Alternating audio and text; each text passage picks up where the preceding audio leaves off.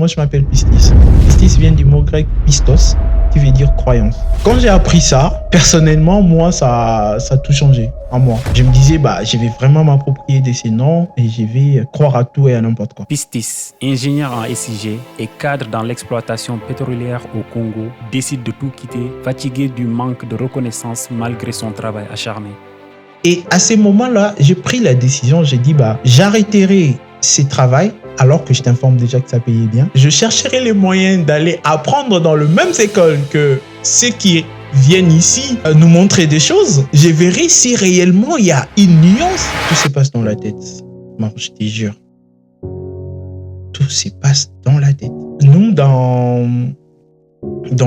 notre église, on nous dit que la meilleure forme de croyance, c'est la préparation. Si tu veux avoir quelque chose, tu commences à te préparer. Et la préparation, la meilleure préparation que tu dois faire, c'est celle qui commence dans ton intérieur.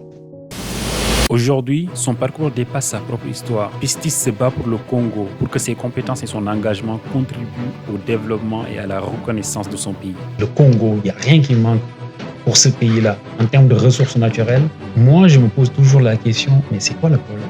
Frantz Fanon disait « L'Afrique a la forme d'un revolver dont la gâchette se trouve en République démocratique du Congo. » Vous êtes nombreux à regarder les épisodes de Raconte-moi et vous n'êtes toujours pas abonnés. Si vous voulez vraiment donner de la force à notre travail, si vous voulez vraiment aussi inspirer des gens, n'hésitez pas à partager pour nous donner beaucoup plus de visibilité. Pistis, tu es ingénieur à SIG, en même temps également tu es activiste. Est-ce que ça te définit réellement ces titres? Bien sûr que oui, parce que de base, je pense que ces deux éléments ne sont pas contradictoires déjà. Et le fait que je sois ingénieur en SIG, ça ne dérange pas le fait que je puisse avoir un accent ou bien une vision ou encore une perspective sur des choses qui se passent autour de moi. Parce que, quoi qu'on dise, l'homme s'est défini aussi de par son environnement. Ce qu'il fait dans son environnement, ces éléments-là ont un impact sur lui. Donc, peu importe ce que je fais, entre guillemets, professionnellement, ça ne peut pas m'empêcher de pouvoir regarder qu'est-ce qui se passe autour de moi. Est-ce qu'il y a des gens qui mangent bien, il y a des gens qui vivent bien, il y a des gens qui arrivent à assumer leurs responsabilités dans le meilleur des conditions possibles pour que aujourd'hui et demain que la vie ait tout son sens, quoi. D'accord, ça montre vraiment qu'en fait ton implication pour ton pays, qui est le Congo, il faut le rappeler d'ailleurs. Et exactement. Donc, quelqu'un l'aurait dit, c'est que lorsque on n'est pas son histoire, on ne peut pas non plus aller loin. Donc, on doit avoir une idée de là d'où nous sommes partis et où est-ce qu'on part. Parce que tout ça, mis bout en bout, ça vous permet de pouvoir aligner vos objectifs, savoir exactement qu'est-ce que vous faites, pourquoi vous le faites. Ouais, et donc, moi, aujourd'hui, je les reconnais que j'ai vraiment un accent, un regard tourné vers mon pays, mais cela ne dérange pas non plus mon implication sur plusieurs questions dans ces pays qui m'ont ouvert aussi les portes. Je dirais la France. C'est intéressant tout ce que tu viens de décrire. Je sais qu'en fait, que la situation du Congo, c'est quelque chose qui t'intéresse énormément et tous les jeunes, je pense même l'Afrique voudrait quand même qu'il y ait un changement dans ce pays qui a beaucoup de ressources naturelles. Et ça, on y reviendra plus tard pour vraiment creuser un peu plus ce sujet-là. Certainement, peut-être que tu vas nous laisser à la fin avec des solutions. Et moi, ce que je voulais aussi comprendre à côté de ça, tu es ingénieur en SIG. Est-ce que tu peux nous parler de ce titre? De quoi il s'agit? En fait, un ingénieur SIG, donc le SIG, en gros, c'est le système d'information géographique. Et pour mieux parler du système d'information géographique, c'est mieux de définir ce que c'est un système d'information. Un système d'information, c'est un ensemble organisé de plusieurs ressources. Donc, c'est-à-dire, ça peut être des ressources humaines, ça peut être vraiment plusieurs ressources, des données, de tout. Tu mélanges un peu de tout. Et ces ressources-là, l'objectif d'un système d'information, c'est pouvoir collecter la donnée, analyser la donnée, stocker la donnée et puis partager la donnée. C'est ça un système d'information. Et dans le contexte de SIG, Ce n'est que cette combinaison qui existe entre les systèmes d'information, mais cette fois-là, dans un cadre purement bien déterminé, qui est les cadres géospatiaux ou les cadres géographiques. Donc, dans des termes simples, les systèmes d'information géographiques, c'est cet ensemble organisé des ressources, des données géographiques qui sont stockées, analysées, traitées, ainsi que partagées pour permettre à ce qui est l'interprétation, la meilleure prise de décision aussi. Parce que un autre détail qu'il faut souligner en tant qu'ingénieur SIG, donc moi, je donne une vie à la donnée dans sa représentation sur la surface de la Terre. Donc, une donnée qui se représente sur une surface de la Terre, je prends par exemple une maison, je peux donner l'information disant que cette maison se retrouve par exemple sur une telle adresse et je donne les caractéristiques de cette information-là. Donc, c'est-à-dire l'adresse, le nom, je peux même aller plus loin avec les habitations et autres. Donc, voilà ce que je peux dire. C'est vrai, il y a énormément de choses à dire sur le SIG et qui plus est, c'est mon domaine. Et depuis quand tu t'es intéressé à ce domaine et d'où ça vient? Il faut le rappeler que de base, je suis ingénieur en pétrole et gaz. J'ai fait des énergies fossiles ainsi que des énergies renouvelables. Et de par mon histoire, je suis toujours tenté de pouvoir faire des choses que les gens n'ont pas l'habitude de pouvoir faire. Ça, c'était vraiment une de motivation. Et du coup, quand je suis arrivé à la dernière année à l'université de Kinshasa où j'ai étudié en République démocratique du Congo, dans ma faculté de pétrole et gaz, j'étais en train de réfléchir dans quelle manière je peux combiner la recherche, donc l'exploration pétrolière qui, dans la plupart des cas, se faisait sur terrain. Comment est-ce que je peux les combiner avec un travail de bureau, c'est-à-dire que quelqu'un qui se met juste devant un logiciel, devant, je ne sais pas moi, de données qu'il a collectées, je sais par satellite ou bien par diverses manières, et arrive à faire de mêmes analyses en aboutissant au même résultat que quelqu'un qui était sur terrain. Et c'est comme ça que je suis allé travailler sur un sujet intéressant, de pouvoir faire la détection des indices des surfaces. Ceux qui sont dans le domaine du pétrole le savent, les indices des surfaces, c'est l'apparition, par exemple, du pétrole brut qui s'est formé dans la surface de la Terre et s'est apparu en profondeur et est arrivé à la surface de la Terre. Faute, par exemple, en suivant une faille, faute d'une roche de couverture, c'est long à expliquer. Oui. Mais donc, du coup, moi, je suis allé voir comment est-ce qu'on pouvait utiliser les systèmes d'information géographique pour détecter ces indices-là. Et c'est là où le goût est parti. C'est là que on a fait ces analyses avec quelques collègues et on a réussi à faire une même démonstration en comparant les résultats de ceux qui nous ont précédés. Donc, qui sont allés sur le terrain, ils ont passé des temps et des temps. Et nous qui étions dans le bureau, on a juste collecté les données rapidement par satellite et puis on a utilisé la télédétection ainsi que le système d'information géographique et on a trouvé les résultats. Et c'est là que le goût est parti. C'est là que j'ai commencé à manipuler la donnée géographique parce que cette représentation géographique, c'est ce qu'on pouvait faire dans le monde de SIG, c'était gigantesque. Et un autre élément qui m'a aussi aidé, par exemple, pour rester dans ces domaines ou bien aimer ces domaines, c'est le fait que le système d'information géographique, c'est un domaine très vaste et aussi transversal. Donc, en tant qu'un ingénieur SIG, tu peux travailler dans plusieurs domaines. Donc, la donnée géographique, je peux le dire à ma manière, n'a pas de sexe. La donnée géographique, je peux le dire aussi à ma manière, n'a pas d'origination. Non, la donnée géographique, elle existe dans tout le domaine. Et cette facilité-là pour moi de me dire qu'aujourd'hui, si j'ai la capacité de pouvoir gérer une donnée aussi ouverte comme le SIG, bah, pourquoi pas apprendre à fond et puis le faire. Et là, je vous parle, je suis passé des énergies fossiles où j'ai appliqué les SIG. Et puis, je suis allé dans le domaine des autoroutes où j'ai appliqué les SIG. Après ça, je suis allé dans les énergies renouvelables où je suis actuellement, où j'applique les SIG. Donc, je ne sais pas, mais c'est vraiment cette capacité et cette facilité que j'ai de pouvoir passer d'un domaine à un autre sans pour autant avoir de barrières d'exploitation des ressources de ces domaines-là. Ok. Donc, ça montre qu'en fait, que ça va donner beaucoup plus de flexibilité sur tes prochains emplois, sur différents domaines. En fait, tu peux tout bien exercer ton métier en tant qu'ingénieur SIG. Exactement. Donc, j'ai cette facilité de pouvoir entrer dans plusieurs domaines selon mon goût. Je peux me dire aujourd'hui, je vais par exemple apprendre de la médecine. Mm-hmm. Pour vous donner par exemple un exemple de la médecine, c'est qu'un ingénieur SIG dans le domaine de la médecine peut servir par exemple pour l'implantation des centres médicaux. Donc voilà, par exemple, un pays veut développer des centres, je ne sais pas moi, dans plusieurs coins du pays. L'ingénieur SIG est important pour collecter la donnée, pour vous dire, OK, on va mettre le centre, mais ces centres-là seront dans une distance de telle. Regardez ce que ça va donner et voilà, quelles sont les contraintes environnementales qui existent là, dans cet environnement-là. Et c'est comme ça.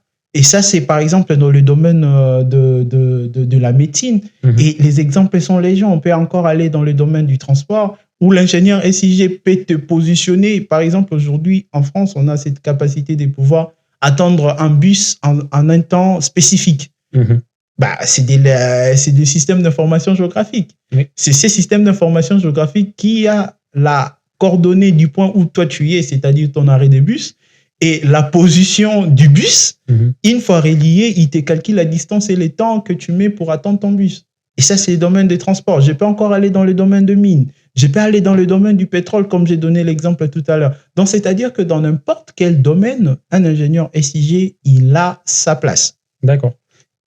Et est-ce que aujourd'hui, toi qui as, pour le coup, en fait, l'entreprise, quand tu travaillais dans le monde du pétrole, ça, c'était au Congo, il faut le rappeler, c'est bien ça? Exactement. C'était au Congo et là, par la suite, tu es venu en France. Mais est-ce que tu as vu un retard sur les technologies, sur la façon de travailler dans ce domaine-là, dans l'exploitation des données, entre le Congo, où tu l'as expérimenté, où c'était tes tout débuts, et depuis que tu es arrivé en France? La réponse que je donnerai, c'est que la science, elle est science partout. La science, elle est science partout. Pourquoi? Parce que aujourd'hui, je ne suis pas, je dois le reconnaître, un fruit fabriqué complètement de la France.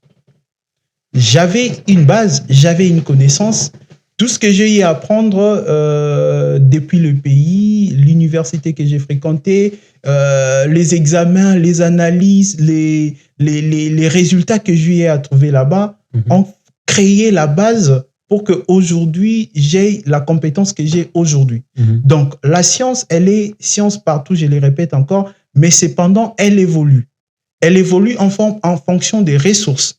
Elle évolue en fonction de l'environnement. Elle évolue en fonction d'autres aspects. Donc, je donne par exemple le cas toujours mon cas, dans le domaine de SIG. Par exemple, moi, au pays, nous utilisions ArcMap. ArcMap, c'est pour les gens qui connaissent le domaine, c'est le logiciel qu'on utilise dans le domaine de SIG. Donc, du coup, on a la famille ArcGIS. Et nous, à l'époque, on utilisait ArcDesktop. Le ArcDesktop a évolué avec les temps. Et aujourd'hui, on utilise du ArcGIS Pro. Par exemple, les ressources que moi, j'ai aujourd'hui avec du ArcGIS Pro, ce n'était pas le même que j'avais sur ArcMap. Mais le principe est resté le même. Autant que j'ai importé la donnée sur ArcMap ou bien ArcGIS Desktop, c'est pareil que je l'ai fait aujourd'hui avec du ArcGIS Pro. Cependant, c'est vrai que les fournisseurs des logiciels, ils actualisent leur logiciel, ils essayent d'apporter du nouveau, ils essayent d'apporter des améliorations. C'est ce qui fait qu'aujourd'hui, moi, j'ai grandi aussi en compétences là-dessus. Donc, là où il faut souligner et là où il faut aussi mettre un peu beaucoup plus d'emphase, c'est ces côtés-là où on ne peut pas se dire que non, j'apprends pas parce que je suis au pays. Je me mets en réserve de toutes les façons. La connaissance que j'ai ici, ce n'est pas la connaissance qu'il y a en Europe. Les compétences que j'acquiers ici, ce n'est pas la compétence qui est recherchée en Europe. Non, absolument pas. Moi, je suis arrivé, j'avais mes compétences dans le domaine du pétrole Et ces mêmes compétences-là, je suis parti de ces compétences-là et ça a permis à ce que je puisse construire brique, jusqu'à ce que je suis aujourd'hui. Et pour toi, pourquoi aujourd'hui les jeunes, par exemple, qui sont en Afrique, qui certes, voilà, ils vont se dire que voilà, l'Europe est beaucoup plus avancée et que malheureusement, ça les freine sur le développement intellectuel qu'ils devaient avoir? Ma réponse serait le système. Pourquoi j'y réponds le système? C'est parce que c'est comme ça que nous avons appris des choses. Même nous, on a toujours eu cette impression que l'expression « l'herbe est toujours verte ailleurs », nous, les jeunes Africains, dans la plupart des cas, nous l'avons vraiment, on s'en est approprié. Je vais vous raconter une petite anecdote. Je finis la fac de pétrole et gaz à l'université de Kinshasa. Du coup, j'étais recruté par une entreprise, la seule entreprise qui était en exploitation pétrolière chez nous. J'étais l'ENO. Et du coup, cette entreprise me recrute en tant qu'ingénieur en pétrole et gaz. J'arrive là-bas, je commence à bosser. J'ai bossé.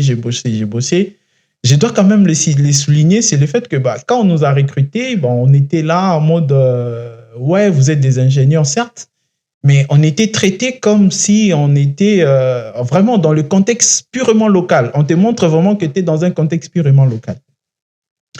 Et pendant que j'étais en train de bosser, il y a eu un test d'évaluation parce qu'on était nombreux. Il fallait, outre les tests qu'on avait déjà passés pour être recrutés, on nous avait organisé un autre test.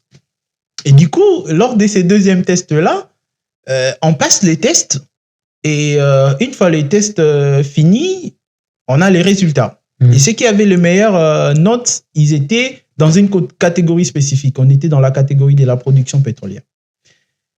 À force de bosser, un jour, j'ai échangé avec une personne de la peau blanche, pour ne pas être raciste, avec un collègue de la peau blanche qui était là en mode,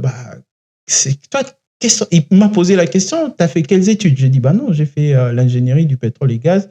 Et tu as fait ça pendant combien de temps? J'ai dit, ouais, je l'ai fait pendant 6 ans. Ah ouais, pendant 6 ans. Et comment ça se trouve que t'es traité comme ça? Tu vois un peu cette question. Et moi, personnellement, ces jours-là, ça a changé ma vie. Cette question a changé ma vie. Pourquoi? Parce que derrière cette question, il y avait cette reconnaissance des compétences. Il a reconnu qu'il y avait de la compétence. Il y avait, en fait, je n'étais pas à moins que rien. J'avais de la connaissance, je l'ai appliquée, et j'étais en train de l'appliquer et j'étais en train de l'appliquer bien. Pour lui, c'était tout à fait normal que j'aie le mérite que je devais avoir. Mais ce n'était pas le cas. Et par conséquent, on finit notre conversation, on finit notre échange, c'est passé comme ça. Je dis, c'est comme ça, c'est les systèmes. Vous comprenez? Alors qu'à cette époque-là, les systèmes pouvaient reconnaître mon diplôme, étant qu'un diplôme à valoriser, mais les systèmes ne l'ont pas fait. Et à ce moment-là, j'ai pris la décision, j'ai dit, j'arrêterai ce travail, alors que je t'informe déjà que ça payait bien. Ouais, le pétrole, ça paye bien. Exactement. J'arrêterai ce travail, je chercherai les moyens d'aller apprendre dans le même école que ceux qui viennent ici nous montrer des choses. Et je verrai si réellement il y a une nuance. Et c'est de là que tout est parti. Quelques temps après, j'ai démissionné. J'ai démissionné de cette boîte-là, de cette entreprise. J'étais traité de tout et de rien. Ce n'était pas mon problème, j'avais ma vision. Et je suis allé rejoindre une boîte qui me permettait de pouvoir peaufiner mon projet, de pouvoir venir étudier en France. Et c'est là que tout est parti et ça a changé ma vision. Aujourd'hui, combinant cette histoire et ce que je suis en train de vivre aujourd'hui, je dirais à ces jeunes qui nous suivent qu'ils ont tout. Moi, personnellement, je suis fier d'eux. Moi, personnellement, je suis fier de tous ces jeunes Africains qui, malgré les circonstances, malgré l'environnement, malgré tout ce qui les entoure, ils sont à mesure de pouvoir sortir leur tête sous l'eau. Et ils le font bien. Il n'y a aucun aucun intérêt de pouvoir vous sentir moins compétitif, que ce soit dans le marché d'emploi, que ce soit dans le marché de je ne sais pas moi, de la science. Non, absolument pas. Tout ce qu'il faut faire, c'est les cogito ergo sum, c'est reconnaître, savoir, voilà, connais-tu toi-même. Tu te connais, tu te dis, bah, ok, aujourd'hui, je suis par exemple un ingénieur SIG, mais je suis au Congo. Ou bien je suis au Sénégal, je suis au Cameroun. Certes, ouais. Bon, est-ce qu'il n'y a pas moyen, aujourd'hui, il y a plusieurs moyens de pouvoir te connecter avec plusieurs personnes. Tu peux aller sur LinkedIn, tu peux aller sur plusieurs réseaux, il y en a plein. Tu peux te connecter avec des gens, apprendre auprès d'eux, savoir, ok, bah nous, par exemple, ici au Sénégal, on utilise telle ressource. Est-ce que de nos jours, vous utilisez pareil? Bah, aujourd'hui, la science, c'est partage. Vous comprenez? Donc, il n'y a pas question de pouvoir rester dans son coin. Ça, serait une sorte de manque d'humilité. Donc, il faut reconnaître votre position, reconnaître votre niveau, reconnaître votre capacité. Et en fonction de ça, vous posez des bonnes questions. Est-ce que je dois compléter ce que je connais? Et si je dois le faire, comment est-ce que je dois le faire? Aujourd'hui, il y a plein de ressources. Plus on apprend, plus on a le pouvoir. Mais après ça, je pense qu'aussi c'est un peu lié au fait qu'on nous a toujours vendu que l'Europe, c'est l'excellence. L'Europe, c'est eux qui connaissent tout.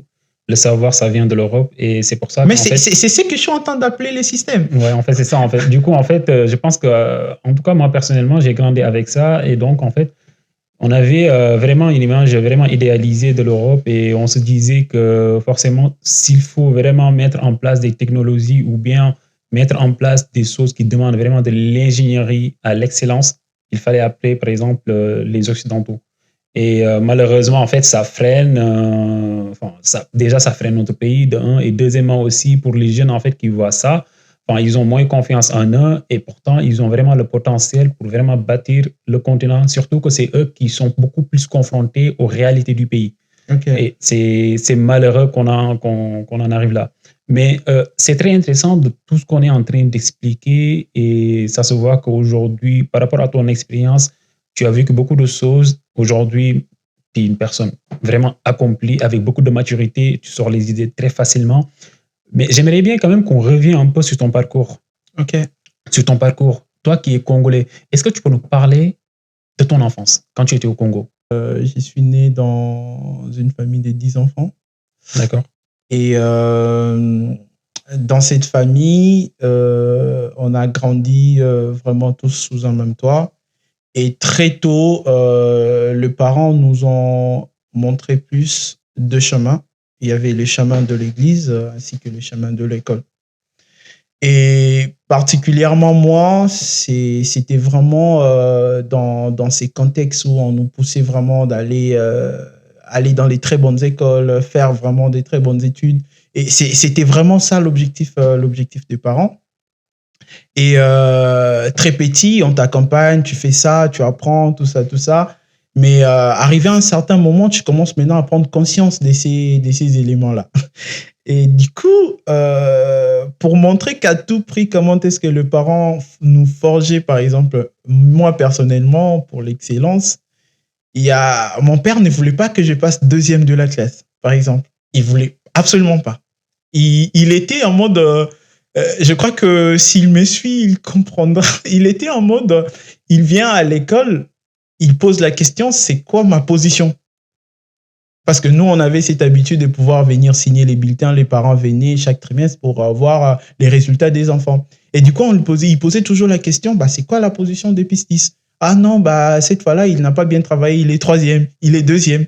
Et du coup, à chaque fois qu'il y avait ça, c'était un problème. Papa ne cessait de pouvoir me déranger pour ça. Et j'ai grandi avec cette mentalité-là de pouvoir aller chercher l'excellence. Quand j'étais à l'école secondaire, du coup, l'école secondaire, c'est les niveaux avant le bac. Arrivé à un certain moment, j'étais devenu vraiment un turbulent. Vraiment un turbulent. Quelqu'un que tu ne pouvais pas contrôler. Et je faisais même partie de groupes, tu vois, des groupes de gens qui sont vraiment... très vivant à l'école, quoi, tu vois. Ouais. Donc, on peut pas ne pas savoir que ces gens-là sont là-bas. Et du coup, il est arrivé à un moment où même les cotes, ça suivait pas. J'étais devenu très nul. Vraiment nul. J'avais pas des résultats et tout. Et là, je me suis plus lancé dans les sports. J'ai commencé à jouer à fond au basketball, à fond au football, au point que j'ai rejoint un club de basketball. Et j'ai commencé à jouer dans ces clubs-là. On jouait. Et les baskets, c'était devenu vraiment quelque chose dans mon cœur, quoi. Je me voyais basketteur, tu vois, je vais pas citer des noms ici, tu vois. Et un jour, je pars jouer un match de basket. On finit, on nous donne un transport de moins d'€1. Transport. Du coup, je prends ces transports-là.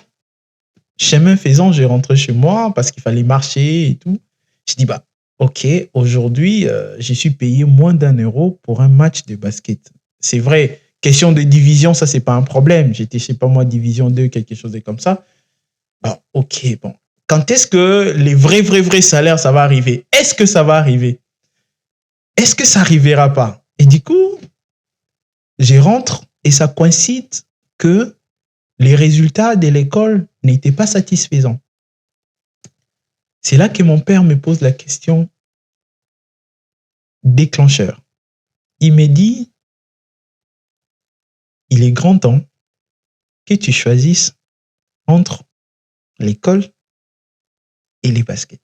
Et par la suite, bien évidemment, tu as choisi la voie de l'école, mais pourquoi? Ouais, c'est une bonne question parce que moi-même, j'ai pas vu trop de visibilité dans le sport, particulièrement au pays. Aujourd'hui, sincèrement, je regrette pas mon choix. Je regrette pas mon choix parce que on n'avait pas assez de ressources qui, à cette époque-là, pouvaient permettre, par exemple, à un jeune de se dire, bah, ok, je laisse les études pour faire que le basket, ou encore, j'ai fait que les études sans pour autant faire les baskets. Alors que sous d'autres cieux, on a des écoles, des grandes écoles même, qui combinent un peu ces deux choses. Tu vois, quelqu'un qui évolue vraiment à fond dans les baskets, même niveau professionnel, mais qui étudie aussi sérieusement.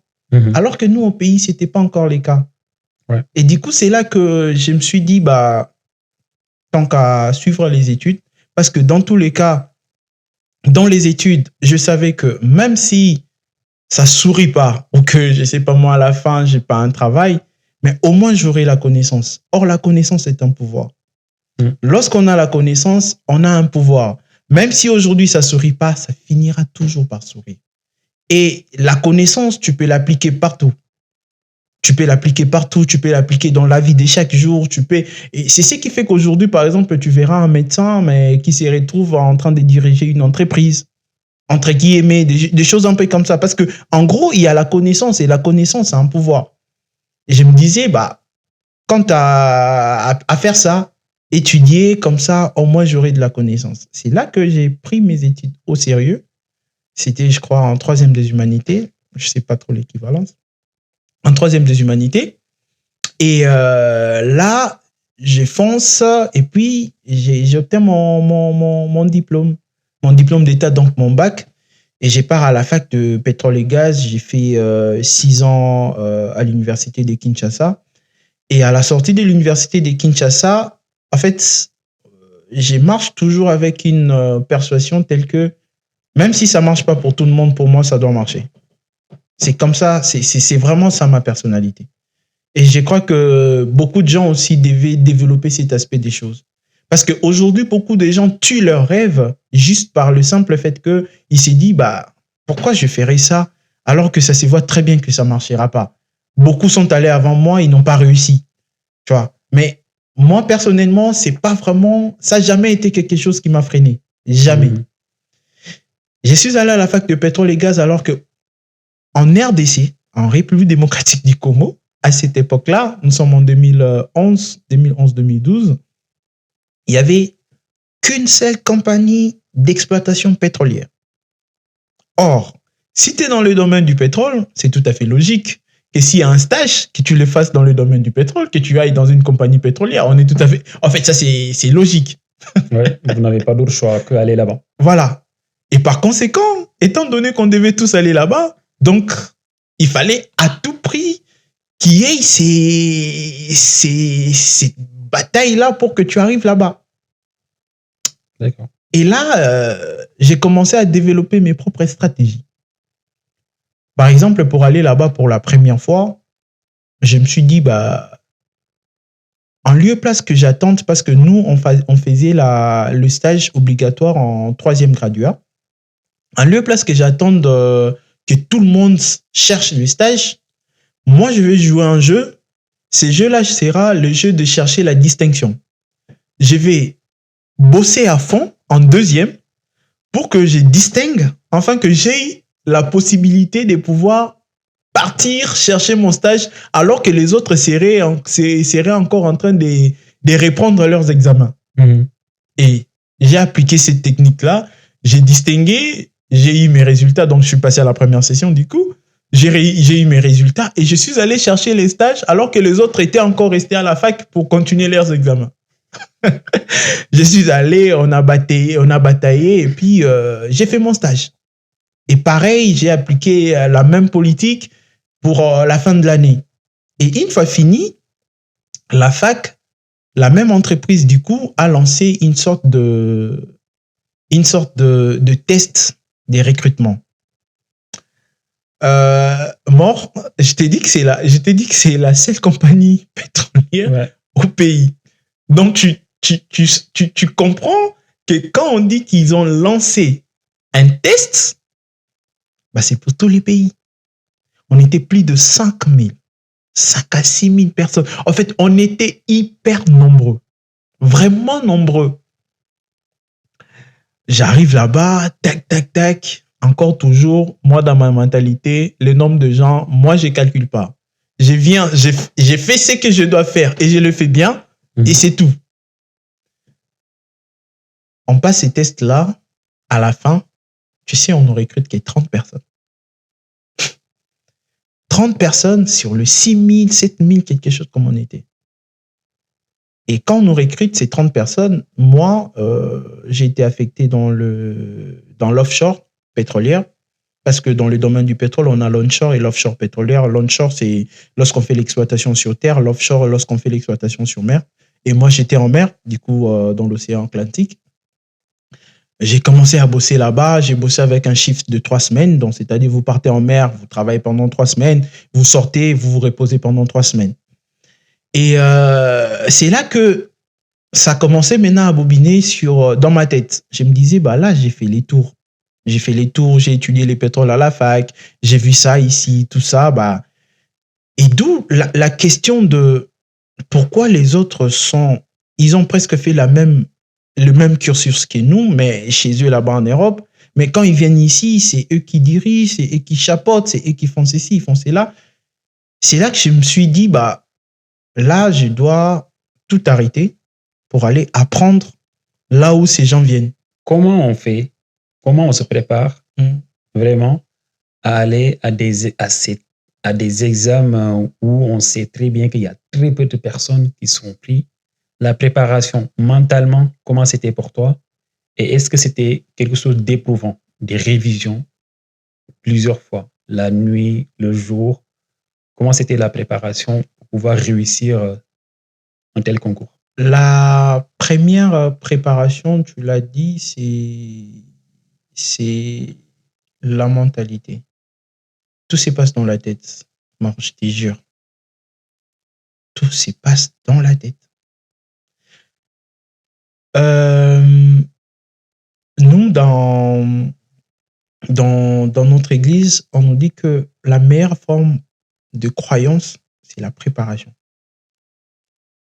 Donc, si tu veux avoir quelque chose, tu commences à te préparer.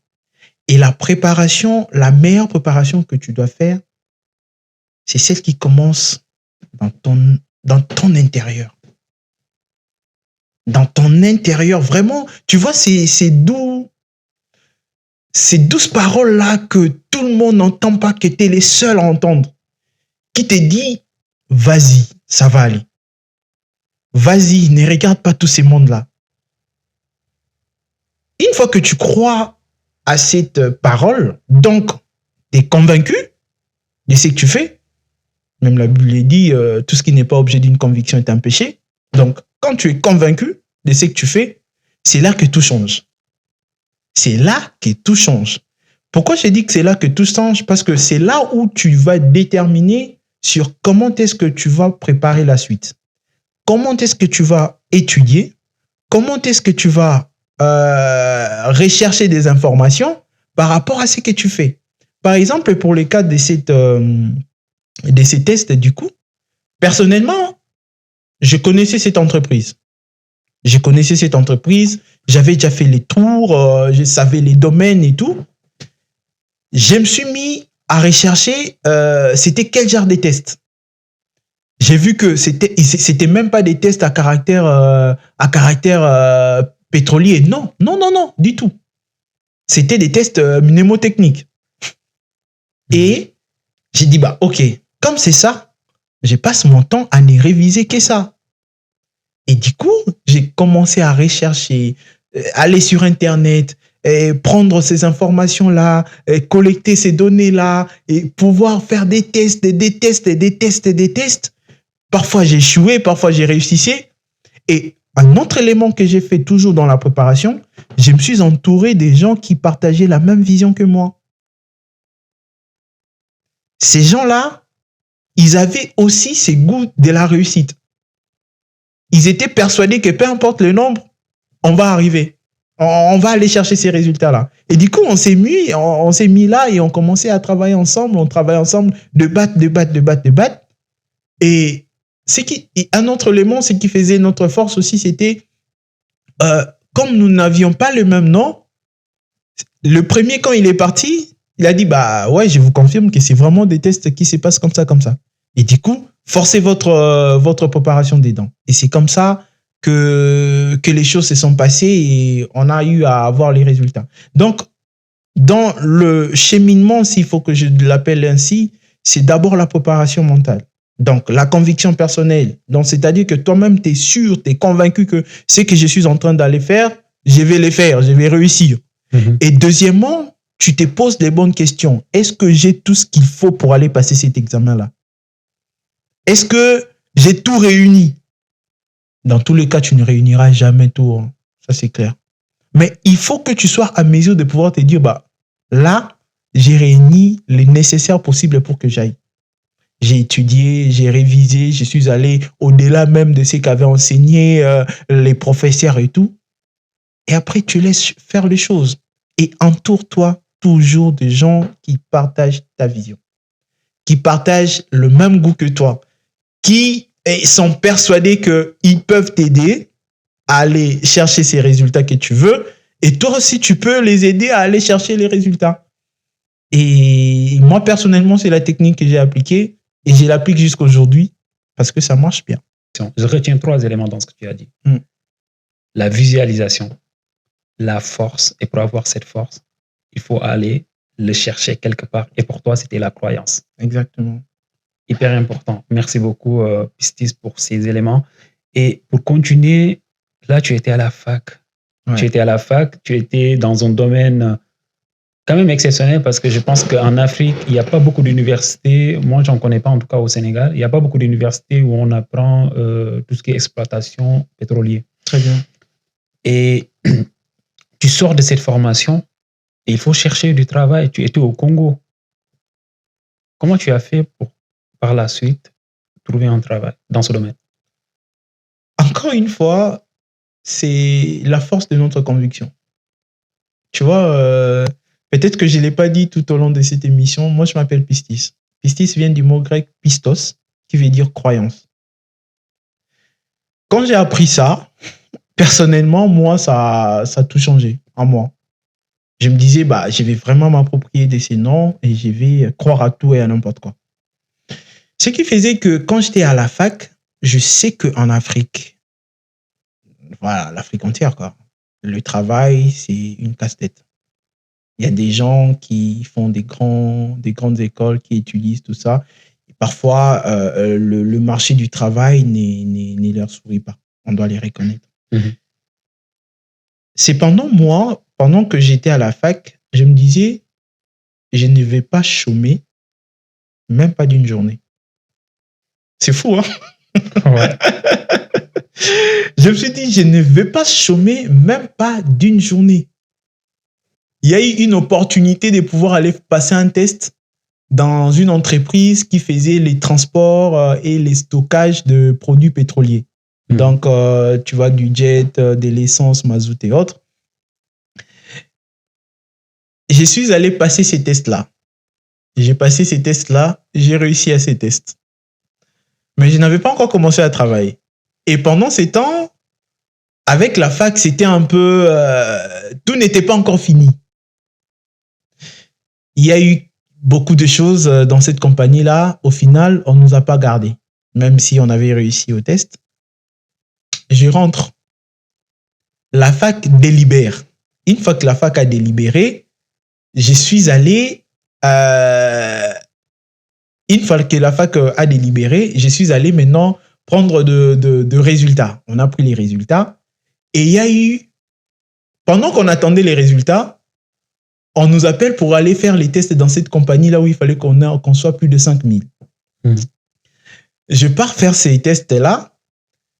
Le jour où la faculté organisait la cérémonie de la clôture de l'année, donc nous on appelait ça la cérémonie de collation des grades académiques. Cette semaine-là, les jeudis, on m'appelle. On nous appelle, non, la liste est sortie, on vous attend les lundis pour commencer. Les jeudis, moi je prends, c'était un jeudi ou un vendredi, je prends mon transport pour aller dans la ville, parce que moi j'étais à Kinshasa et du coup l'entreprise était à Mwanda. C'est dans le côté ouest du pays. Pendant que moi j'étais en train de partir, il y a eu la clôture de l'année. Chez nous, les samedis et les dimanches, on ne travaille pas. Le lundi, je suis allé commencer les travaux. Donc, c'est-à-dire que je n'ai pas chômé d'une journée. Et en fait, c'était ma conviction. C'est tout ce qui m'a toujours amené jusqu'à aujourd'hui.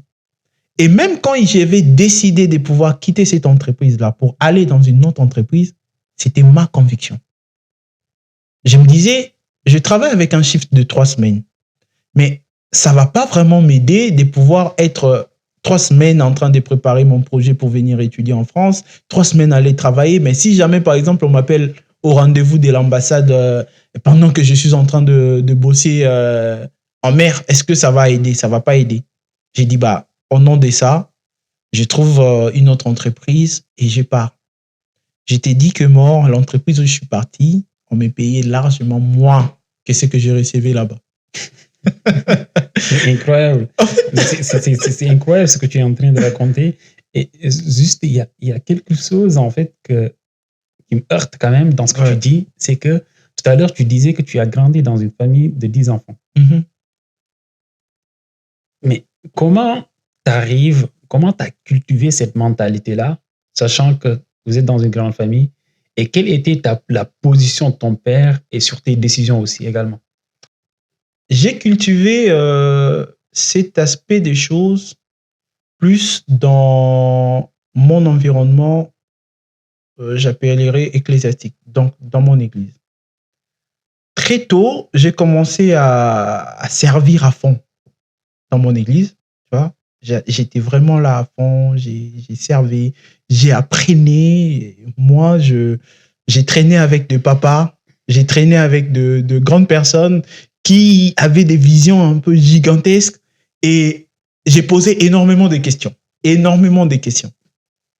qui fait que, d'un côté, les parents aussi, ils m'ont facilité cela parce qu'ils ne m'ont pas envoyé dans des petites écoles. Absolument, vraiment pas. Ils ont fait le nécessaire pour que je fréquente des écoles qui pouvaient m'apporter quelque chose. D'autant plus que j'étais curieux, d'autant plus que en fait, très vite, j'ai donné cette impression-là qu'il faut que je fasse quelque chose. Mmh. Et un autre détail, c'est ces côtés-là où je peux faire quelque chose juste parce que je suis convaincu que je vais le faire.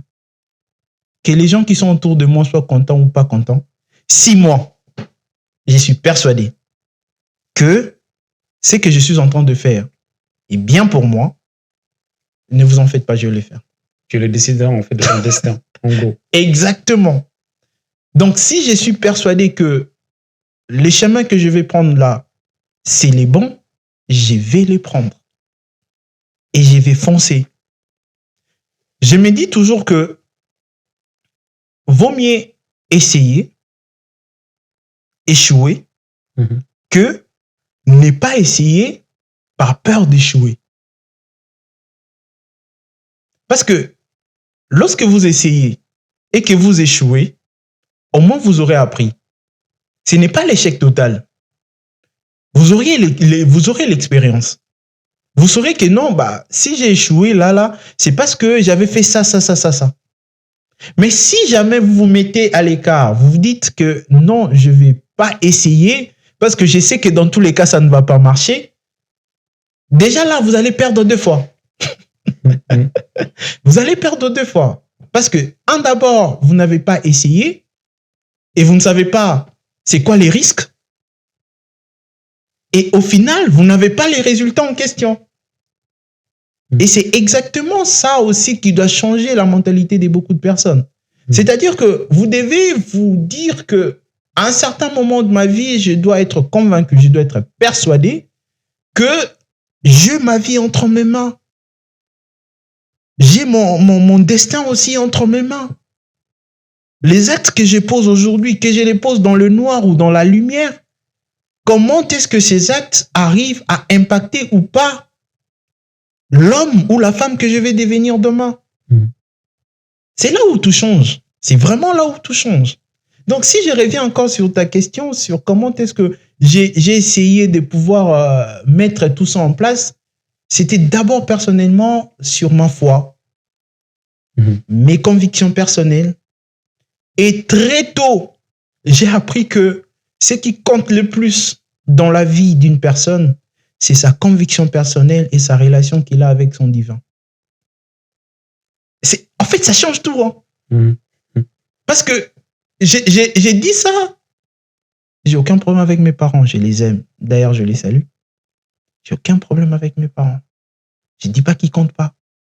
Mais je t'ai dit que quand j'ai appris que lorsque je suis persuadé que ce que je suis en train de faire, je peux le faire avec Dieu et avoir les résultats derrière, t'inquiète pas, je vais les faire.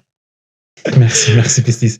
Et là, par la suite, tu sors de la fac. Tu commences à travailler dans un environnement vraiment africain. Mais tu es venu en France alors que tu avais tout au Congo. Mais pourquoi ce choix? C'est la vision. Moi, aujourd'hui, j'ai défini la vision comme étant cet élément qui te pousse à faire des choses, même qui semblent être inacceptables au vu de ton environnement. Donc, pour tout te dire, c'est que moi, dans ma tête, ma vision, elle était claire. Que, une fois que je finis la fac, je dois travailler aussitôt. Une fois que je vais travailler, je vais acquérir de l'expérience. Je vais apprendre comment est-ce que je peux utiliser ou développer cette expérience-là. Et du coup, il y a eu cette histoire où je suis allé dans un environnement où il y avait des gens qui venaient avec d'autres compétences. J'ai dit, au nom de ça, je dois aller chercher cette compétence. Et encore une fois, comme je le disais tout à l'heure, si je suis convaincu de faire quelque chose, ne vous en faites pas, je vais le faire. C'est là que je prends ma décision de pouvoir dire, c'est vrai que je suis pas passé, par exemple, d'une entreprise qui payait bien à une démission pour ne rien faire, pour chercher encore une... Non, ça, je n'ai pas fait. Il faut reconnaître qu'on est en Afrique. Donc, ce que j'ai fait, c'est que j'ai commencé à chercher une autre entreprise qui répondait plus ou moins à mes objectifs. Pas à l'argent. Qui répondait à mes objectifs. Parce que mes objectifs, c'était de pouvoir être dans un environnement qui me permet de pouvoir consolider mon projet, de pouvoir aller étudier en France. Dès que j'ai eu cette opportunité, j'ai démissionné. Je ne négocie pas avec la vision. On ne négocie pas avec la vision. Pourquoi j'ai dit qu'on ne négocie pas avec la vision? Parce que lorsque vous négociez avec la vision, vous vous empêchez même de faire la discipline que la vision exige. Parce que lorsque vous avez votre vision, la vision exige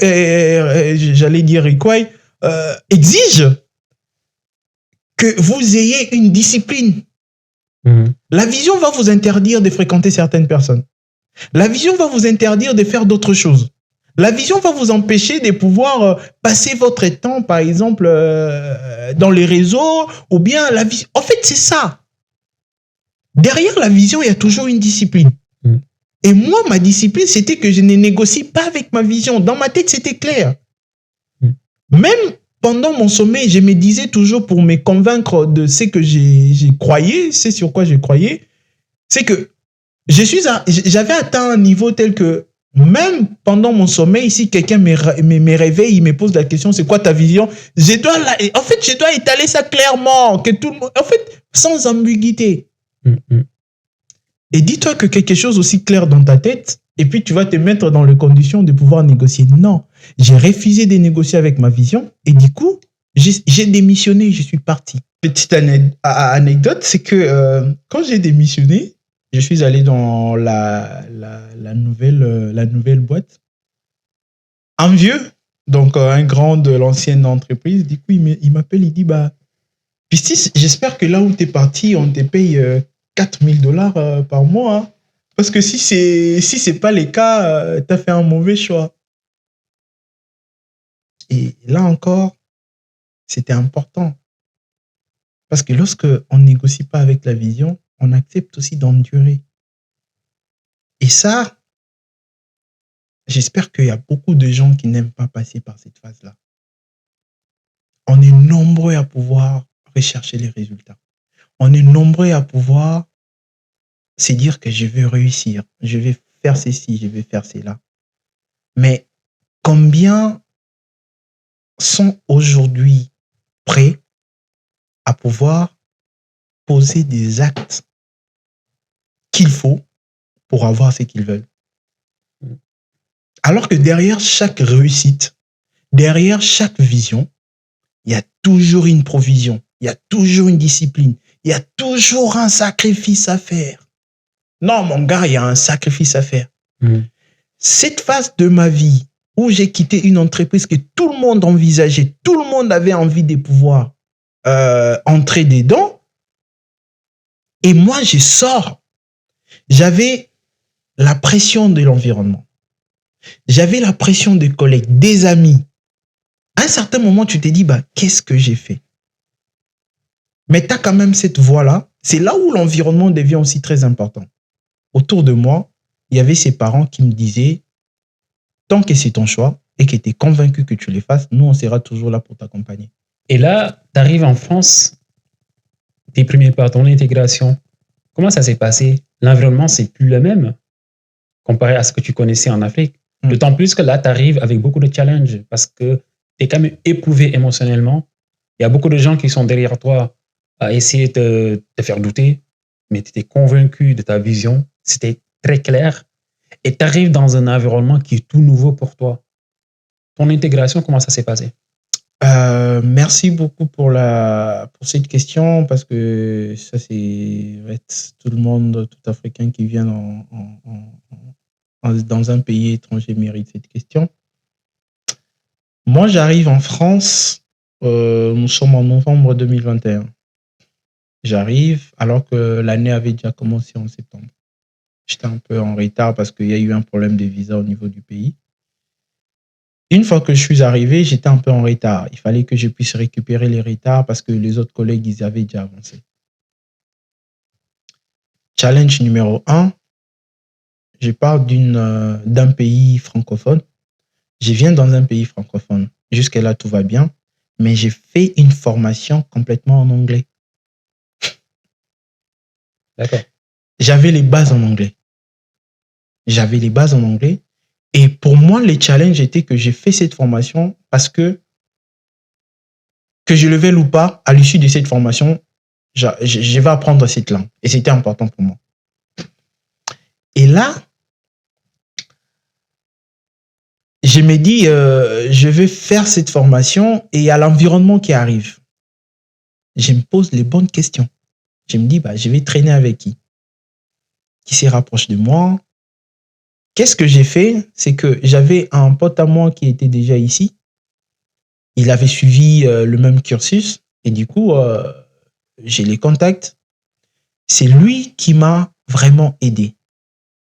Je dois les reconnaître. Il m'a vraiment aidé. Il m'a facilité beaucoup de choses. Il m'a montré aussi beaucoup de choses. Mais ce que j'ai aimé dans l'apprentissage auprès de cet ami-là, là où il fallait me challenger, il me challengeait. Parce que l'environnement était tellement complexe que certaines choses, il fallait que tu l'apprennes de toi-même.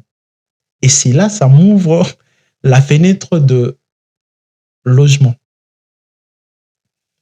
J'avais pris à l'époque juste un mois pour arriver, pour rester dans la résidence universitaire.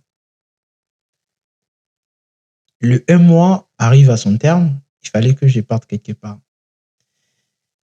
Du coup, il y a une sœur qui accepte de m'ouvrir sa porte. Je dis, ok, j'y vais. Avant d'y aller, mon pote, mon ami, du coup, il m'appelle, il me dit, ça se passe comment? Je dis, ouais, ça va et tout. C'est comment maintenant, t'es où? Je dis, non, il y a une sœur qui a accepté de pouvoir m'héberger chez elle. Directement, elle m'a dit, écoute, cette histoire n'ira jamais loin. J'ai connu notre environnement africain. Il y a beaucoup de choses qui se passent. Je suis reconnaissant. Je suis vraiment reconnaissant à cette sœur qui m'a ouvert sa porte. J'arrive là-bas 2 mois après, 3 mois. Je crois 1 mois après, je perds mon petit frère. Je suis arrivé en novembre. Mon petit frère qui était juste après moi meurt en décembre. Incapable de pouvoir rebousser chemin, ne serait-ce que pour aller assister à son deuil. C'était, permets-moi d'utiliser ces termes, cataclysmique. En plus, tu es dans un environnement où la majorité de ta famille proche n'était pas là. Certes, j'avais mes cousins et cousines qui m'ont aidé pendant ces temps-là. Et du coup, ça arrive, le mois passe, et un jour comme ça, j'entends dans la chambre, ouais, Pistis, il faut que tu bouges, parce que on doit recevoir quelqu'un dans la maison. Je dis, bougez, je suis en train de chercher un logement, je n'ai pas encore trouvé. Je ne sais pas où est-ce que je vais aller. Oh non, essaye de voir qu'est-ce que tu peux trouver comme solution et tout. C'est là que je rappelle mon ami là, je lui dis, regarde la situation. Il me dit, dans tous les cas, je t'avais prévenu que ça n'allait pas durer longtemps. J'ai commencé à chercher et directement, il m'a ouvert sa porte. Il m'a reçu chez lui, il était dans une colocation, il m'a mis dans cette coloc-là, on était là, il m'a mis à côté. J'ai commencé maintenant à chercher une chambre, Et pendant ces temps, c'était la galère. C'était la galère. Je pouvais passer de journée à se poser les questions entre est-ce que j'étudie ou bien j'ai réfléchi sur où est-ce que je vais dormir demain. L'église est arrivée. Du coup, je me suis retrouvé dans la congrégation. J'ai posé les problèmes et il commençait maintenant à me soutenir, à me permettre à ce que je puisse trouver la solution jusqu'à ce que j'obtienne une chambre chez l'habitat et tout un peu comme ça. Et une fois que je pars là-bas, c'est là que je commence à prendre conscience. Prendre conscience et tout. Du coup, j'ai un ancien ami à mon grand frère. Lui, il est venu en Europe de plusieurs manières. Vous savez, tout ce qui existe comme solution pour arriver en Europe, qu'on salue pas. Il faut reconnaître, même si ça l'est fait. Du coup, il me dit, petit, tu sais, il faut que tu puisses conserver les titres de séjour que tu as. Et pour que tu le fasses, il faut que tu enceintes une fille de ton école. Je dis, c'est quoi cette histoire? C'est quoi encore cette histoire d'enceinte une fille de ton... Ouais, il faut que tu enceintes une fille de ton école. Comme ça, tu auras un enfant et tu seras papa d'un enfant français. C'est pas moi quand même. Je suis venu étudier. Je vais avoir la connaissance. C'est pas comme si au pays, je n'avais pas de possibilités. J'ai étudié. Si ça sourit à la fin de mes études, tant mieux. Si ça sourit pas, je rentrerai. C'était ça ma vision. Et c'est arrivé. Du coup, je saute un peu d'épisode à cause du temps. J'arrive à la fin de la fac. Les logements étaient stabilisés. J'avais trouvé un chez moi. J'ai commencé à habiter. Et toujours en colocation. Et c'est là que j'arrive à la fin de la fac. J'ai fait ma soutenance au mois d'octobre, quelque chose de comme ça. Du coup, en octobre, j'avais plus d'entrée d'argent. Et personnellement, je suis pas du genre plaintif. Par conséquent, les parents, je les appelais pas pour dire que non, je suis en train de chercher là. Non, je les faisais pas. Ça, c'est quelque chose, je suis sûr et certain que lorsqu'ils vont l'entendre, bon, ils vont se dire de tout et de rien. Du coup, je le faisais pas, je me plaignais pas. Ah, ça va, ouais, ça va. J'ai galéré. Il y avait toujours, tu es en Europe, mais tu meurs de faim. Tu manges pas. Et la petite anecdote, un grand frère du quartier, on s'y retrouve un jour. Ouais, t'es ici, ouais, je suis ici et tout. Il m'amène chez un de ses potes. Son pote était dans la logistique. Donc, il faisait tout ce qui est nettoyage de vitres, nettoyage des canapés, tout ça. Du coup, il m'amène chez son pote. Il dit, bah, mon petit, il est là.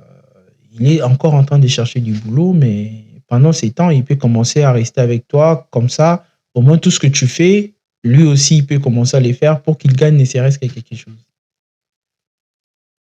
Et du coup, il me prend. Je commence à aller avec lui. On nettoyait des canapés, on nettoyait des vitres, des trucs. Et tout ça pendant l'hiver, d'ailleurs, où des fois, tu touches des choses, tu sens plus tes mains. Et on a essayé de faire tout ça. Arrivé à la fin du premier mois, je dis, bah, mon Dieu, moi, là, personnellement, j'ai pas d'entrée d'argent. J'ai été avec vous pendant tout le mois, bah, j'aimerais quand même avoir ne serait-ce que, si vous pouvez me donner ne serait-ce que quelque chose pour payer mon loyer. Ouais, tu peux passer à la maison et tout et tout. Okay. Moi, je passe à la maison de ces vieux-là, ils me donnent 40 €. Ils me donnent 40 €. Ils me donnent 40 €, je prends ces 40 balles. Tu te poses la question, tu payes un loyer de 480 quelques, tu as 10% de ton loyer. Et le même jour, il me remettait cet argent-là, il m'avait acheté un sac de nous on appelle ça un sac de semoule. En gros, c'est la farine de blé. Et quand il m'a acheté cette farine-là, tellement que j'étais dans la galère, j'ai déposé ces sacs dans les bus, juste à côté de moi. Vu que j'ai réfléchissé beaucoup, j'arrive à mon arrêt des bus, je descends. Il est 22h, 23h. Mes calculs, c'était genre, ah, ok, j'ai la farine. Dès que j'arrive, je vais faire un peu, nous, on appelle ça du foufou chez nous. Je vais faire un peu du foufou et je vais manger et puis je vais dormir. Ça va vraiment m'aider. J'oublie ces sacs de semoule dans le bus. Alors que j'avais rien. J'oublie les sacs parce que j'étais perdu dans mes pensées, quoi.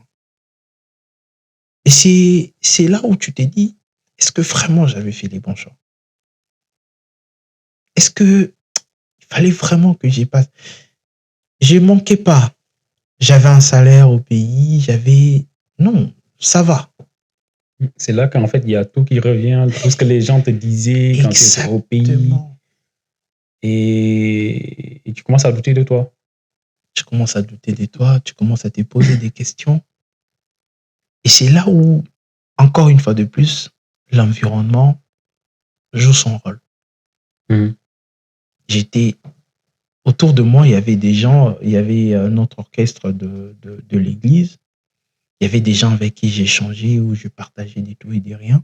Ils étaient au courant de ça et ils ne cessaient de me soutenir par rapport à ça. Non, ça va, ça arrive, ça finira par marcher.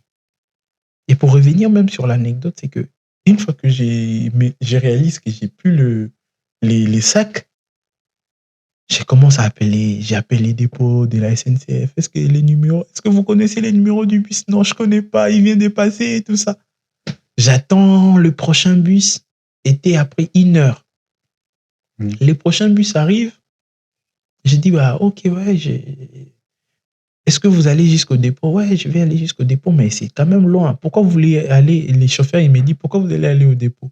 Je dis, bah, j'avais un sac de semoule dans le bus.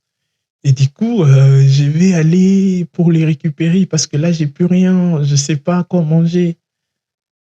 Les chauffeurs me posent la question, bon, combien revient un sac de semoule? J'ai dit, bah, c'est 10 euros. Les gars, ils me regardent, ils me disent, t'as dit quoi? 10 euros? Ah ouais, t'es dans la galère à ces points.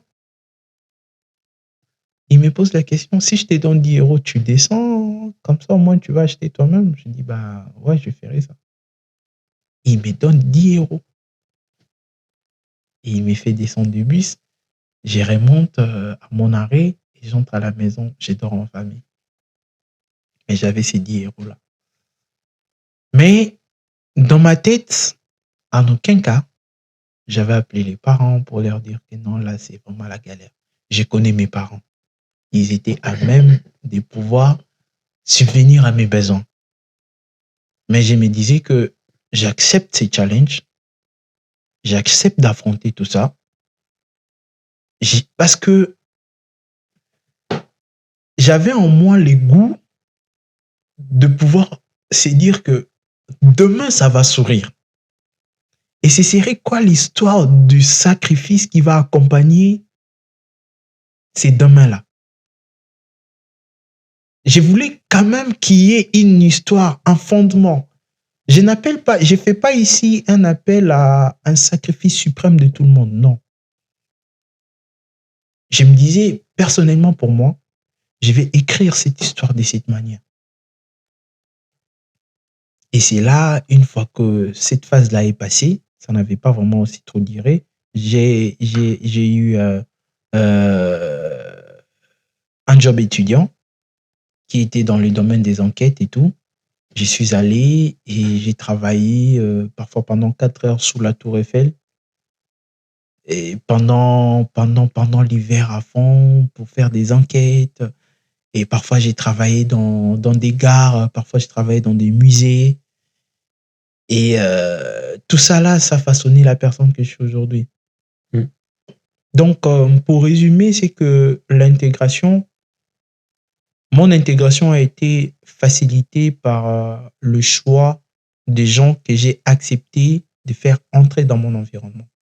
Parce que cet élément aussi, c'est très important parce que beaucoup de gens viennent dans ces pays ou bien viennent en Europe et ils ne sont pas sélectifs dans leur environnement de vie. Conséquence, ils laissent entrer tout le monde. Et sache que quand tu fais entrer tout le monde dans ton environnement, attends-toi d'apprendre de tout et de rien. Cette sélectivité-là, et ce qui fait qu'aujourd'hui, certains ont déraillé, certains n'ont pas suivi leurs objectifs, certains ont changé, certains ont oublié même les raisons pour lesquelles ils sont venus. Et ça, c'est très important. Savoir, c'est décider, c'est poser des bonnes questions, savoir qui est-ce qui je laisse entrer dans mon environnement. Ouais, c'était une situation, en tout cas, qui n'était pas du tout facile pour toi, j'imagine. Et je pense que ça en dit beaucoup aussi, surtout par rapport à ta personnalité. Heureusement pour toi que tu avais quand même un mindset de fer, comme je le disais tout à l'heure, qui a fait que tu as enduré ces situations-là et tu l'as accepté et tu cherchais en permanence comment améliorer ta situation. Très bien. Et aujourd'hui, tu es arrivé au bout de tes objectifs. L'objectif pour moi derrière, c'était que demain, je puisse devenir cette personne modèle du sacrifice et du challenge. Ce qui a fait que hier, cette histoire que je raconte aujourd'hui, je n'avais aucun moyen de pouvoir la raconter. J'ai un ami qui, une fois que je suis arrivé ici, j'ai fait, j'ai suivi ma formation, mon master spécialisé dans le domaine de la data management à l'École nationale des sciences géographiques et à l'Institut français du pétrole, l'IFP. Il m'appelle, il me dit, Pistis, on n'avait jamais compris. Ouais. On n'avait jamais compris que tu pouvais mettre en place une telle stratégie dans les temps. C'est que on était avec toi, mais c'est comme c'est là que j'ai réalisé qu'on a l'impression que toi, tu t'es projeté dans 5 ans, quoi. Et c'est là que les choses ont apporté tout son sens. Une fois que beaucoup de gens ont vu ce que j'ai eu à réaliser, ils se sont posé des questions. Ah ouais. Certaines personnes aujourd'hui, je ne suis pas en train de m'écrire en tant que l'homme le plus modèle du pays. Non, il y en a plein. Mais de par ce que j'ai eu à réaliser, il y a certaines personnes aujourd'hui qui se disent non, c'est faisable de pouvoir avoir une vision et poursuivre cette vision-là. Peu importe les circonstances, peu importe l'environnement. Et quand tu es arrivé, pour le coup, malgré toutes ces difficultés-là, et à l'école, comment ça se passait? Tu continuais à suivre tes cours? Et c'était quoi ta formation à l'époque? Je faisais du PDM, Petroleum Data Management. C'est une filière qui combine la gestion de la donnée avec... En fait, vraiment, c'est la gestion de la donnée, plus particulièrement la donnée du domaine de l'énergie. D'accord. On était plus dans des données pétrolières, comme le nom l'indique, Petroleum Data Management. Mais là-dedans, on avait plusieurs formations. On avait de la programmation, on avait du SIG, on avait gestion de projet, on avait vraiment plusieurs aspects en même temps. D'accord. Donc, c'était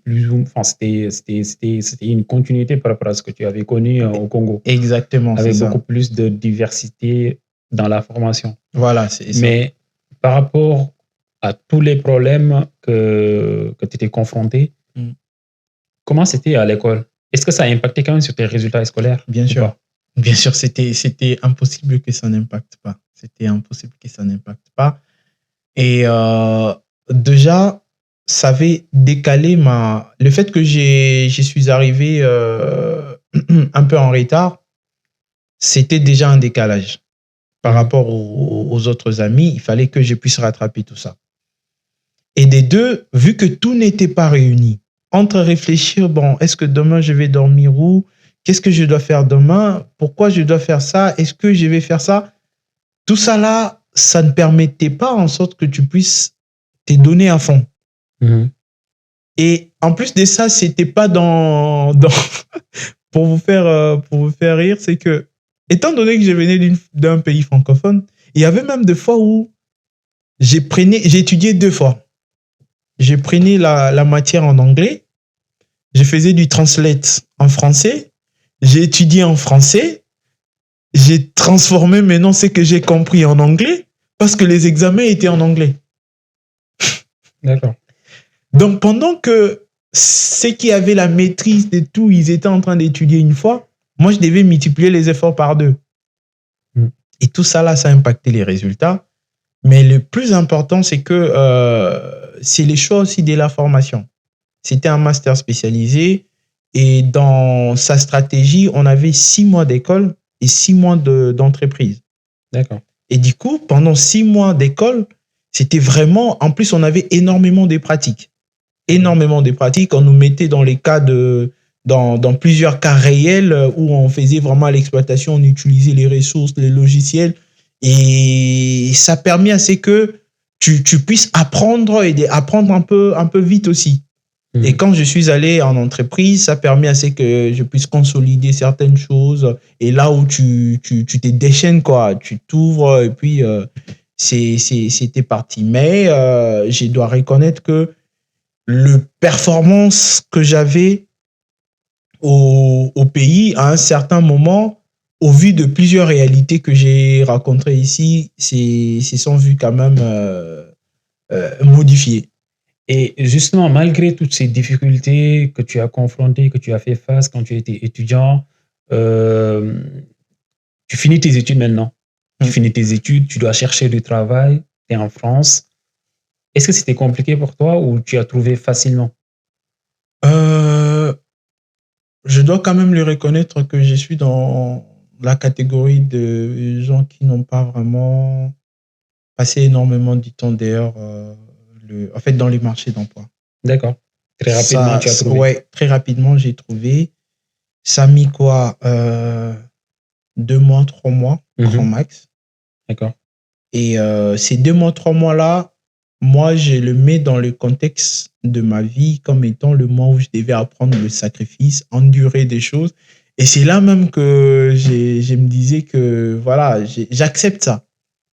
Et en tant qu'ingénieur ICG, dans cette formation-là, est-ce qu'il y a beaucoup de débouchés? Est-ce qu'on peut trouver très rapidement, très facilement un travail? Le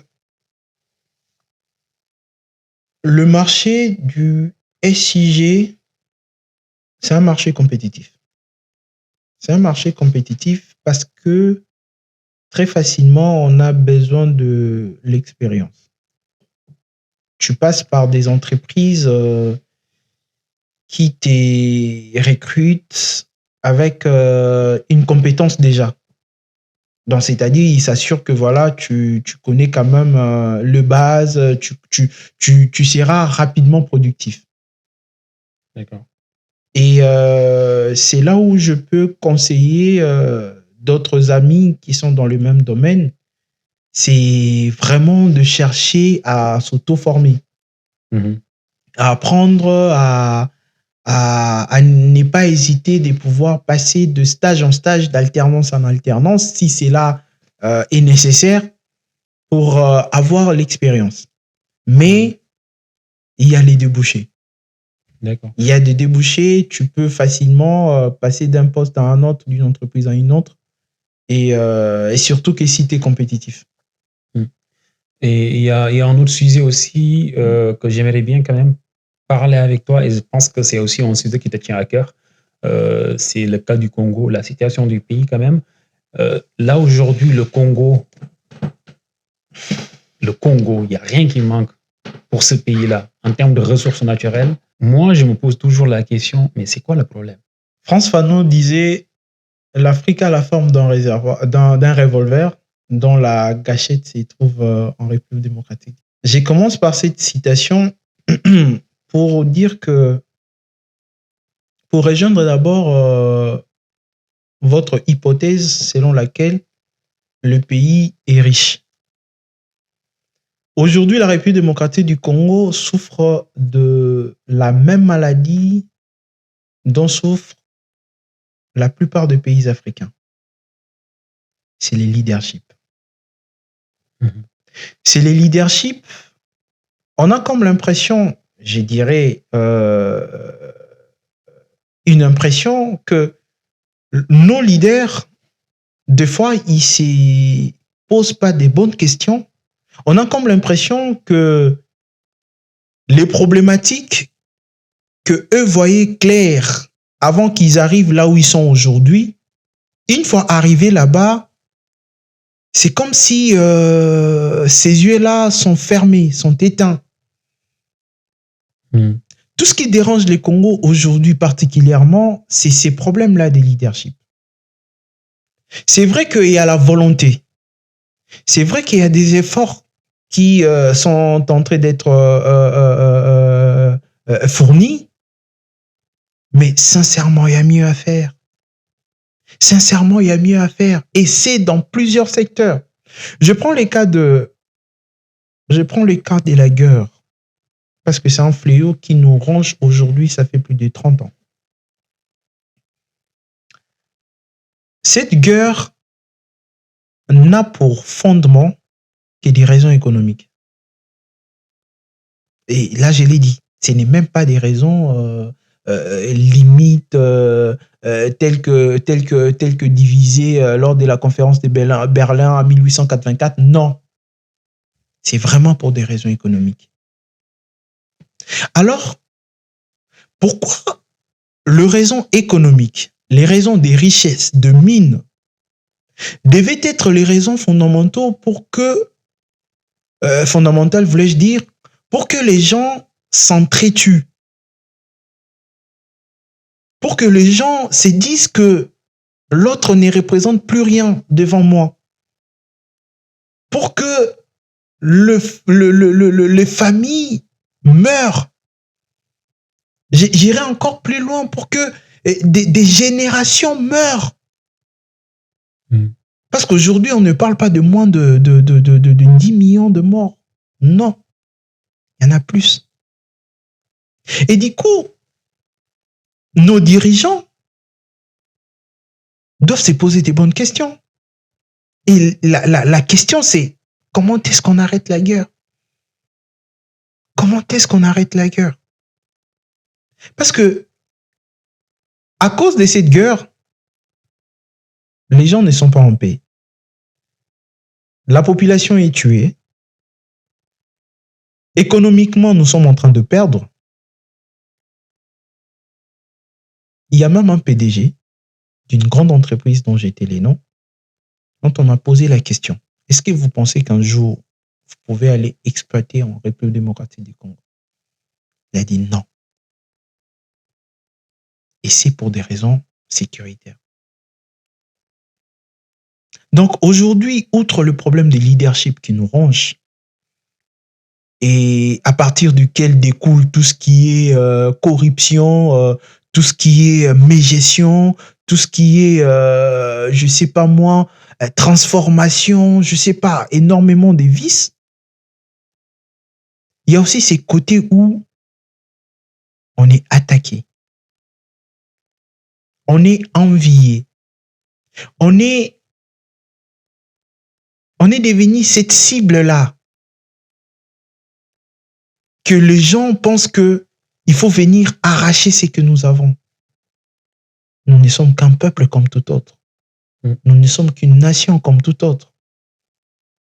On mérite de jouir de nos patrimoines.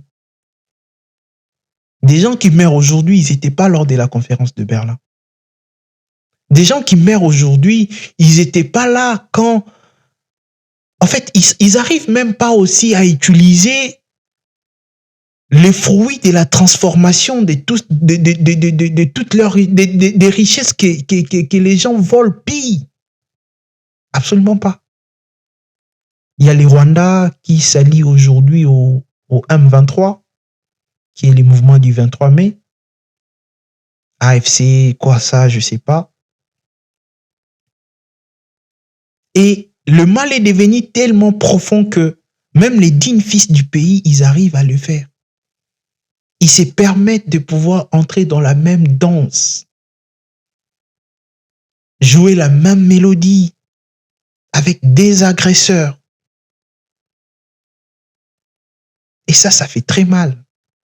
Mais tu ne penses pas que c'est surtout aussi lié au fait que, par exemple, je ne sais pas, souvent, en tout cas dans pas mal de pays africains, déjà, certes, oui, on note bien qu'il y a de la malgouvernance, mais est-ce que, par exemple, la citoyenneté est assez intégrée dans la tête des gens pour que les gens se mobilisent comme il faut, une mobilisation nationale pour imposer réellement le changement.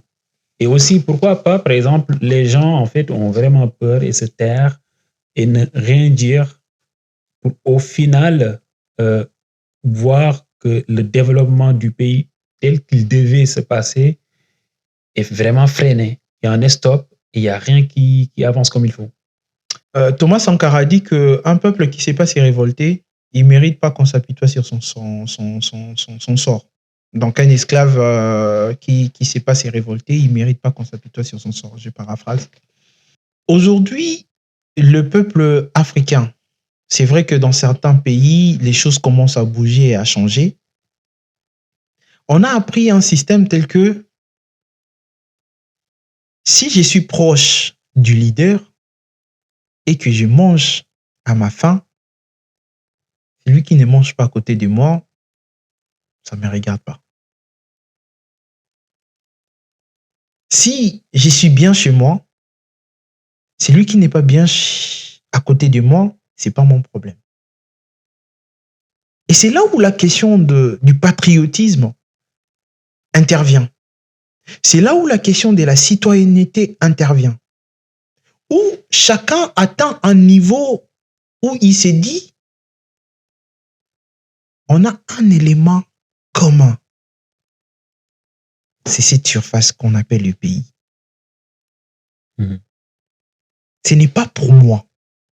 Ce n'est pas pour toi. C'est pour nous. Et comme c'est pour nous, c'est-à-dire que si moi je mange, étant quelqu'un de cette surface, je dois être sûr aussi que l'autre aussi mange. Parce que la question sera celle de se dire comment est-ce que moi j'ai trouvé et l'autre n'a pas trouvé. Peut-être qu'il est allé dans la mauvaise direction. Du coup, je l'appelle pour lui dire que voilà comment on trouve.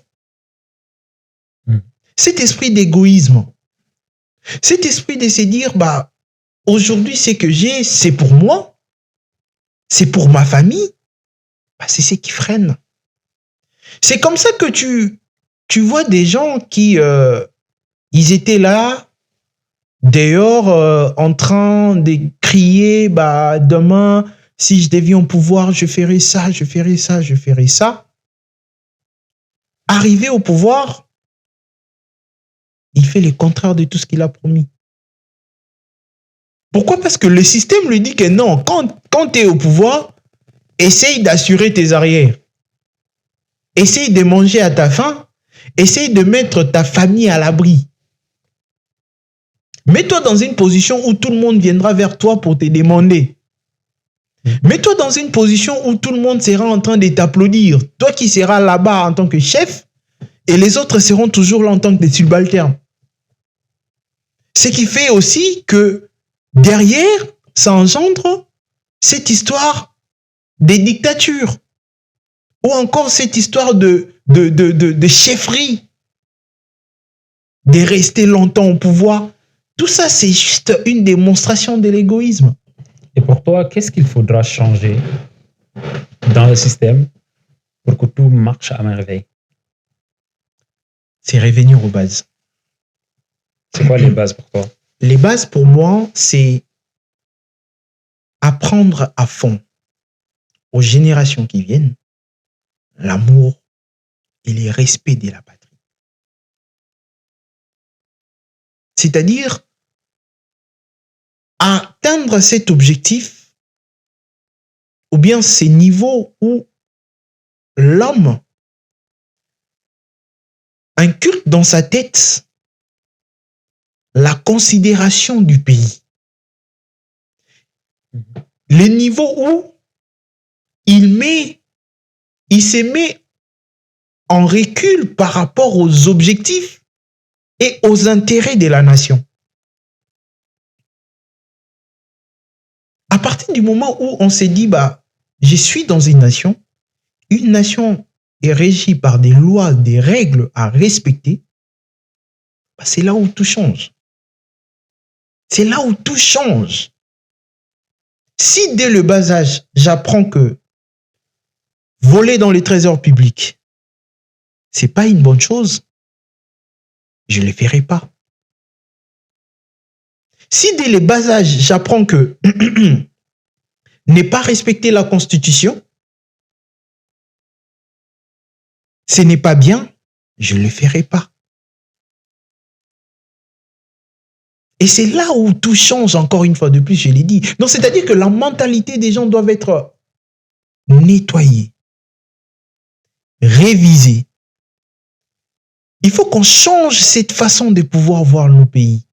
Il faut qu'on change cette façon de pouvoir voir nos compatriotes. C'est dire que l'opportunité de diriger un pays n'est pas une ouverture de s'auto-enrichir au détriment des autres. Ce n'est pas ça. Parce qu'en réalité, vous pensez être en train de vous enrichir. Mais en réalité, vous êtes en train de vous creuser votre propre citerne.